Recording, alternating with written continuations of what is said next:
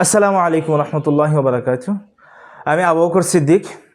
সম্প্রতি আমি সবারলি একাডেমি থেকে আইটি বিষয়ক একটি কোর্স করেছি। এই কোর্সটি করার পূর্বে কম্পিউটার বিষয়ে আমি কোনো কিছুই জানতাম না, আমার কোনো ধারণা ছিল না। আলহামদুলিল্লাহ, কোর্সটি সম্পন্ন করার পর আমি বিশেষভাবে 4টি স্কিল অর্জন করেছি: graphic design, video editing, digital marketing এবং জেনারেটিভ এআই টুলসের ব্যবহার শিখেছি।